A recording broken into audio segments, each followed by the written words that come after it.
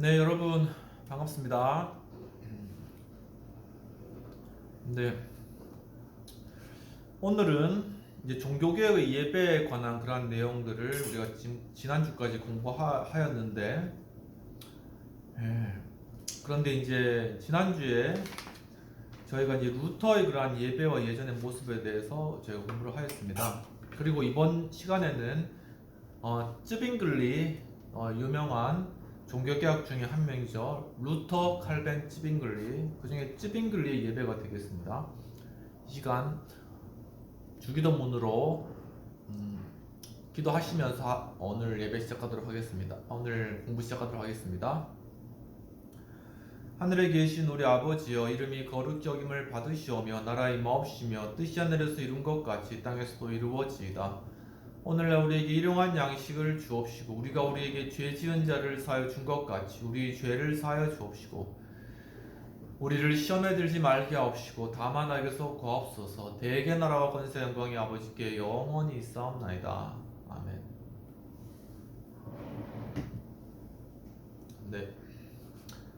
그러면 이번 시간 바로 쯔빙글리의 예배로 들어가 보도록 하겠습니다. 쯔빙글리는 쥐리를 중심으로 그 당시 종교개혁을 이끌었던 개혁자이고 1484년에서 1531년까지 살았던 그런 인물입니다. 쯔빙글리는 당시 다른 개혁자들보다 일찍 죽었기 때문에 종교개혁에 대한 그 입장을 진술한 많은 글을 남기지는 못하였습니다.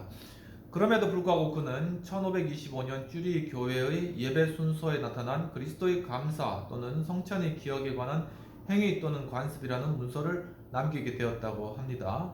그 글에는 그는 로마 카톨릭 교회의 미사 전통을 철저히 개혁하여 새로운 예전의 모습을 발전시켰던 것입니다. 그리고 매주일 예배의 중심에 하나님의 말씀이 설교되도록 하는 예배를 만들었습니다. 설교 중심의 예배가 시작된 것이죠. 성례에 있어서도 루터처럼 카톨릭 교회의 7가지 종류의 성례를 거절하고 그중 2가지 즉 세례와 성찬만을 택하였습니다. 간단하네요. 그러한 2가지 성례도 루터는 매주일 예배에 사용하였지만 쯔빙글리는 연중 4차례 정도 행하면서 족한 것으로 이해했던 것입니다. 현대교회도 매주 하지는 않고 연중에 이제 중요한 부활절이라던가 이런 중요한 그런 행사 때 하는 거죠. 그래서 이 쯔빙글의 영향을 상당히 많이 받은 것 같습니다. 이러한 배경에는 그가 성찬을 그리스도의 십자가 사건으로 대한 기념으로 이해했던 데 있었습니다. 특히 그는 설교 중심의 예배에 역점을 두면서 설교는 성경 안에 내지 않은 하나님의 말씀이 우리를 신앙의 원천으로 인도하는 유일한 도구로 보았다고 합니다. 그리고 그는 거기서 종교 교육의 중요성을 인지했던 것으로 봅니다. 하나님 말씀이 중요하다. 그리고 말씀 가운데 우리가 거해야 된다라는 그런 내용이 되겠습니다. 쯔빙글리는 루터의 종교개혁의 의도대로 중세기 로마 교회가 예전에서 대부분 알아듣지도 못하는 라틴어로 성경 낭독만을 일삼는 예배와 떡만 나누는 성찬의 생명력을 잃어버린 예배에 하나님의 말씀이 해석되고 설교됨을 통하여 살아있는 예배로 바꾸는데 전력을 기울였던 것입니다. 후에 1535년의 쭈리 예전에는 그는 설교 시에 강단에서 설교자가 회중을 향하여 강단의 인사를 하도록 순서에 첨가하였습니다. 그리고 예배에서 참여자들이 서로를 위한 기도를 진행하도록 했다고 합니다. 그 예배 모범에 나타나는 마리아 성가는 마리아를 위한 기도가 아니라 누가복음에 나오는 마리아가 하나님을 찬양하고 아기 예수를 찬양하는 순서로 표현된 노래를 예배에서 사용하였다고 하는 것입니다. 1563년에 이르러 쭈리 교회는 예배에서 그 내용을 삭제시킨 것으로 전하고 있습니다. 쯔빙글리는 종교개혁 당시 중세 로마 교회 예전에서 사용된 악기와 장황한 음악을 모두 거절하였다고 전합니다. 여러 형식적인 거 이런 것들 다 제하였다는 것이죠. 심지어 쭈리 교회의 오르간을 끌어내어 파괴시키는 일에도 앞장섰던 것으로 알려져 있습니다. 오르간까지 허용이 안 됐네요. 굉장히 엄격했네요. 그 이유는 그 악기들이 하나님을 찬양하는 기구가 아니라 인간인 교황 예찬을 위해 사용된 기구들이라고 생각했기 때문이라는 것입니다. 그리고 예배에서 회중의 찬송은 사용되었으나 악기와 성가대를 세우지는 않았던 것입니다.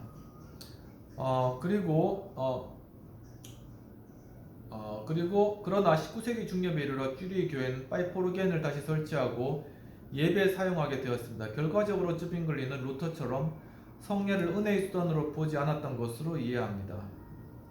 그리고 예배의 성찬은 더 이상 로마 가톨릭 교회가 주장하는 희생 제물이 아니라 골고다에서 이루신 구속의 은혜의 사건을 기억하는 행위로만 이해되었습니다. 즉 기념한 일로 충분하다고 본 것입니다. 예수님께서 이 일을 행하여 나를 기념하라 말씀하신 것처럼 딱 기념하는 것 그까지다 라고 하는 것이죠. 여기서 한 가지 분명히 해야 할 것은 오늘날 구라파 개혁교회와 개혁신학이라고 할 때 구라파 교회들에서는 적어도 제네바의 종교개혁자 칼빈의 교회와 신학 사상만을 말하는 것이 아니고 스위스 쥐리히 종교개혁자 쯔빙글리의 신학적인 이해와 교회의 전통을 포함하여 명명한다는 점입니다. 스위스가 굉장히 이렇게 종교개혁에 있어서 굉장히 큰 역할을 했네요. 그 이유는 쯔빙글리의 후계자였던 블링거가 제네바의 종교개혁자 칼빈과의 만남과 대화를 통하여 쯔빙글리와 칼빈 사이에 서로 다른 성찬의 신학적인 이해를 하나의 공통된 스위스 개혁교회 입장으로 통일시켰기 때문입니다. 그 합의서는 역사적으로 1548년 티그리누스에서 이루어졌으며 그 합의서를 티그리누스 합의서라고 명명하였습니다. 쯔빙글리는 루터의 성찬이의 공제설에 반하여 기념설만을 주장하였고 칼빈은 후에 루터의 공제설을 반대하면서 오히려 그리스도의 영적 임재설을 주장하게 된 것입니다.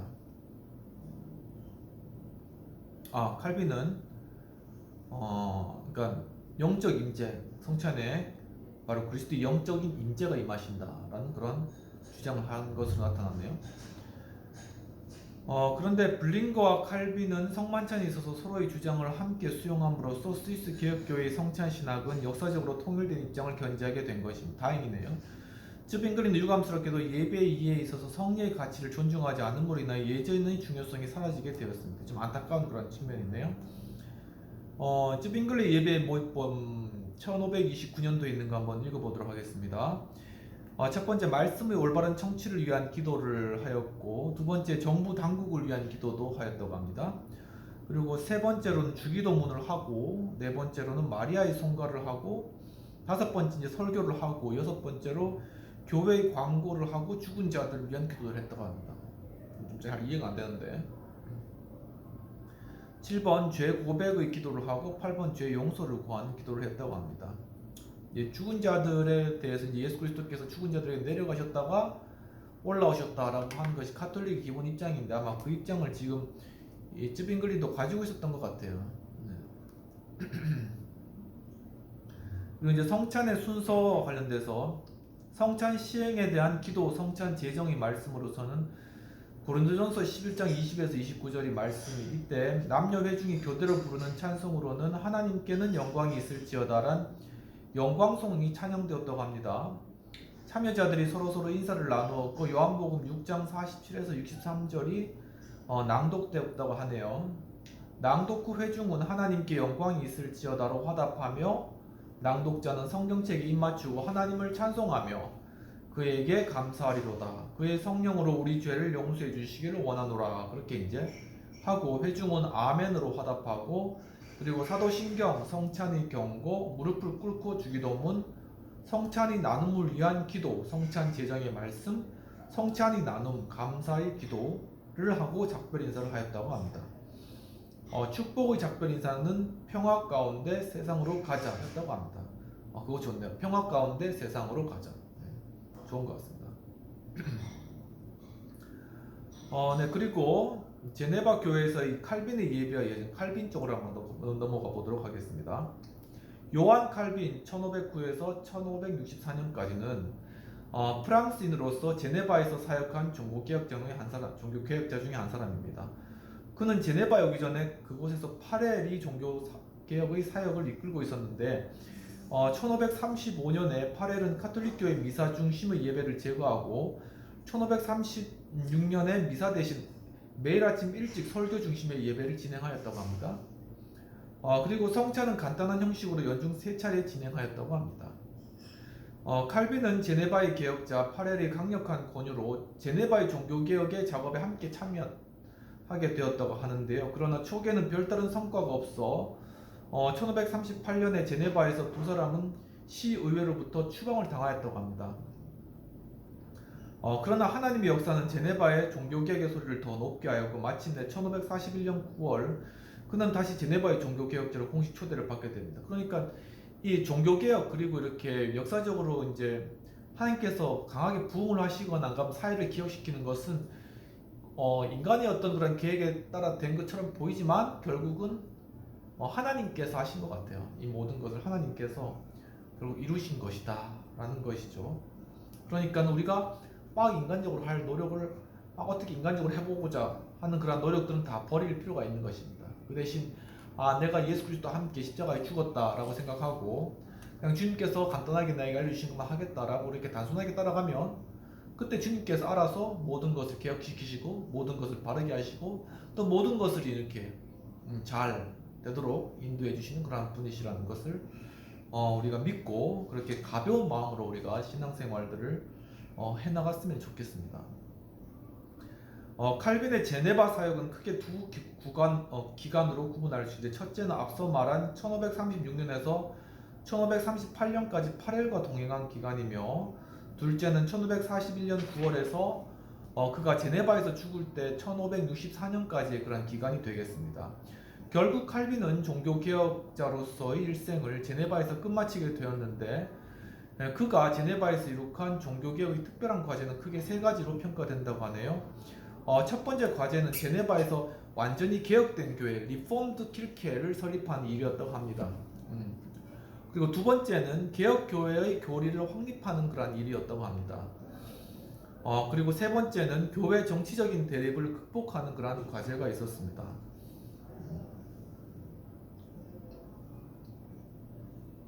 한 가지씩 살펴볼까요? 칼빈은 먼저 첫 번째 과제를 위해서 제네바의 개혁자로서 부임하자고 새로운 교회법과 신앙 고백 그리고 신앙 문답서와 예배 모범서를 만들었다고 합니다. 그는 역시 유명한 기독교 강요 인스티튜티오 릴리지노니스 크리스티네 기독교 강요 이렇게 라틴어로 이렇게 발음을 하나 봅니다. 저도 한번 따라 읽어봤는데 를 만들게 되었는데 1536년 첫 판은 루터의 소요리 문답서를 모방하여 총 6장으로 구성하였고 두 번째 판은 스트라스부르크에서 목회하면서 수정 증보한 것으로 총 11장으로 구성되었다고 합니다. 그러나 마지막 제네바에서 만들어낸 것은 총 4권 80장으로 중보하여 명실공히 개혁교회를 위하여 확립된 완벽한 교리체계를 만든 것이었습니다. 그렇죠. 이 기독교 강요 이 책은 성경 다음으로 꼭 읽어야 되는 그런 책이다. 그렇게 이제 평가하시는 백금상 목사님의 그런 평가도 있습니다. 이와 같이 정말 모든 개혁교회의 교리를 집대성했다라고 보시면 될 것입니다. 여러분도 기회 되시면 꼭 읽어보시기 바랍니다. 또한 그는 제네바의 시의회 의원들과의 대립이 잦았으며 정치적으로 그를 모함하는 자들로부터 많은 비난과 비판을 받게 되었는데 이러한 정치적인 대립은 그가 제네바 출신이 아니었던 데에 있었던 것으로 해석됩니다. 그는 프랑스 북부 노용 출신이죠. 이러한 대립을 극복하려고 칼빈은 두 번째 초청을 받았을 때 먼저 제네바 시의회의 시민권을 청구하였다고 합니다. 그러나 시의회는 칼빈이 죽기 1년 전에 시민권을 허락한 것으로 전합니다. 제네바 시의회도 참 대단합니다. 이것은 칼빈과 시의회 의원들 사이가 정치적으로 얼마나 대립관계에 있었는지를 입증하는 증거로 해석됩니다. 개혁은 바로 이러한 대립과 갈등 속에서 이루어지는 것이죠. 칼빈은 제네바 교회의 개혁을 위하여 먼저 제네바 교회의 예배 생활을 위한 새로운 형식과 예배 순서를 제시하게 되는데 그러나 칼빈은 이미 스트라스부르크에서 부처의 도움으로 설교자로서 목회자로서 경험한 것들을 정리하여 제네바 예배의 완전한 해결책을 제시할 수가 있었습니다. 미리 내공이 다 쌓여 있었다는 것이죠. 칼빈의 예배와 예전에 대한 글은 1542년에 발표되었는데 제네바의 동역자들에게 예배 때 반복된 공기도의 지침으로 제시했던 것에서 우리는 쉽게 칼빈의 예배와 예전에 대한 이해를 얻을 수 있는 것입니다. 상세한 내용은 이 책 제11장 예배와 예전 및 기도 모범서에 관한 자료에서 필자가 우리말로 번역하여 소개하였습니다. 칼빈은 역시 루터처럼 예전에서 하나님의 말씀이 설교되어야 하는 입장을 전적으로 수용하였다고 합니다. 그리고 주일 예배에서 철저히 성경 말씀을 해석하는 설교를 하였고 그에 적합한 예배 모범을 만들게 되었다고 합니다.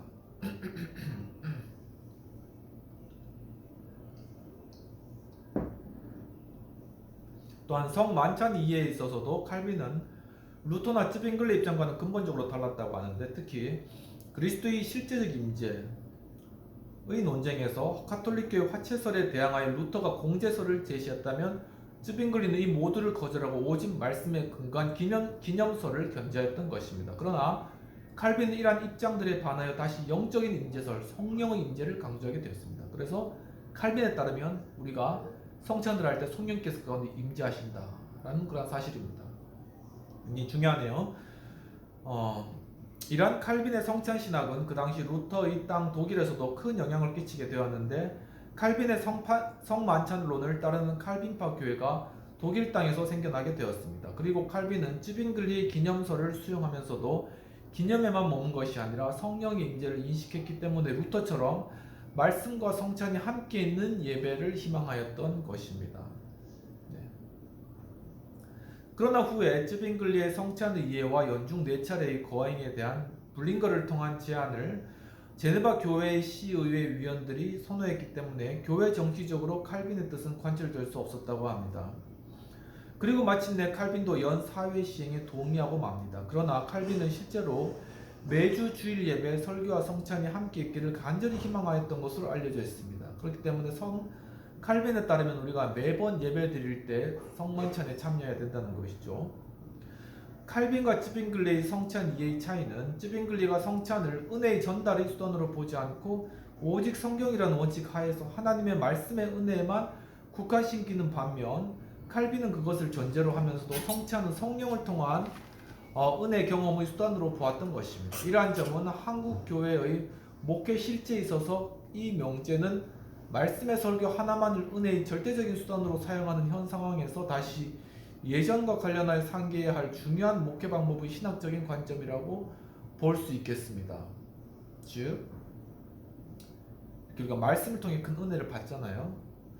목사님 말씀이 참 은혜로웠다, 그런 말씀도 많이 하고, 그런데 그것뿐만 아니라 우리가 성만찬이 거룩한 시행을 통하여서도 바로 우리가 은혜에 참여할 수 있다는 것입니다. 왜냐하면 바로 성령께서 그 가운데 임재하시기 때문에 성찬을 할 때 성령의 강한 임재가 그 가운데 임한다는 것이죠. 그때 우리의 문제도 해결되고 또한 우리의 마음도 회복되고 그리고 또한 그리스도 안의 연합도 이루어지고, 바로 이러한 바로 은혜의 수단으로서 말씀과 함께 성찬이 사용되어야 된다는 그런 중요한 사실을 제시하고 있는 것입니다.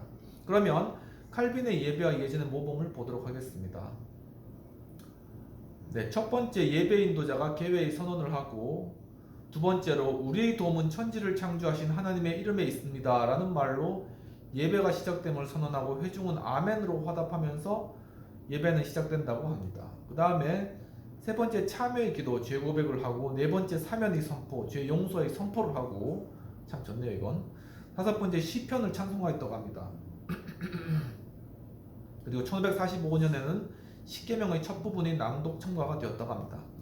그리고 또한 기도를 하고, 일곱 번째 주기도문을 하고, 여덟 번째 시편의 찬송, 1545년에는 십계명 두 번째 부분이 낭독되었다고 합니다.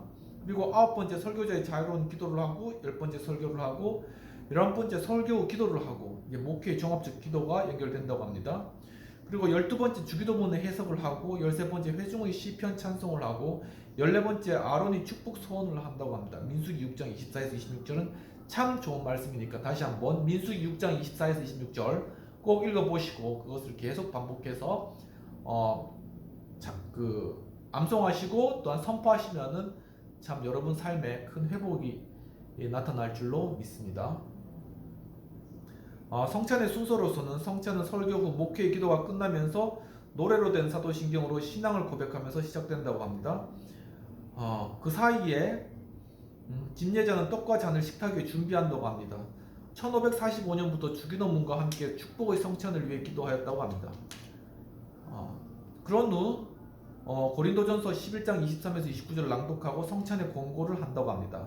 첫 번째로 성찬을 나누고, 그때 1545년부터 시편 138편이 찬송되었고, 두 번째로 진행 중 연관된 성경 말씀을 낭독하고, 세 번째로는 감사의 기도를 하고 네 번째로는 축도로 끝마쳤다고 합니다. 네, 오늘은 이것으로 칼빈의 그러한 예배와 예전, 성찬의 그러한 예전까지 함께 공부하시고 다음 주에는 영국 성공회와 장로교회 예배와 예전에 대해서 공부해 보도록 하겠습니다. 기도하시겠습니다. 하나님 아버지, 오늘 참 초대교회 또한 개혁교회 예배와 예전에 관하여서 공부할 수 있는 복된 시간 주심을 감사합니다. 주님, 또 예배와 예전을 저희들이 또한 공부하였던 것들을 깊이 생각하면서 성찬이 그러한 의미를 깨달아 알고 정말 이 성찬 가운데 성령의 임재를 의뢰하고 주님께 맡겨드림으로 말미암아 말씀과 함께 이 성찬을 통하여서 큰 은혜 받는 저희 될 수 있도록 도와주옵소서. 또한 이렇게 또한 성경 공부와 또한 서로 나눔을 할 수 있는 또한 예배할 수 있는 귀한 하우스 카페를 허락해 주시는 데 감사하고 주님이 하우스 카페가 정말 많은 사람들이 함께 즐겁게 또한 서로 이야기하고 공론할 수 있는 그러한 장소가 되며 또한 많은 사람들이 찾아서 모든 그러한 수익도 주님께서 회복하여 주시옵시고 또한 더욱더 발전하게 주옵시며 지금 또 하우스 어셈블리가 진행되고 있습니다. 지금 국민연금에 대한 그러한 토론이 진행 중인데 이러한 토론도 잘 이루어져서 정말 또 이번 주 목요일에 있을 토론 정말 좋은 그러한 결과들이 있을 수 있도록 주님 도와주시고 모든 참여하는 자들 또한 진행자, 발제자 또한 토론자들 위에도 함께 하셔서 모두가 참 이 국민연금 문제들을 함께 깊이 논의할 수 있는 좋은 시간 될 수 있도록 도와주옵소서. 주님 참으로 이렇게 함께 또 예배하고 이야기하며 또한 공론하는 그러한 좋은 공론장으로 이 하우스 카페를 더욱더 발전할 수 있도록 인도하여 주옵소서. 주님 감사하고 모든 말씀 우리 주 예수님 이름으로 기도합나이다. 아멘. 네, 시청해주셔서 감사합니다. 다음 주에 또 뵙겠습니다. 감사합니다.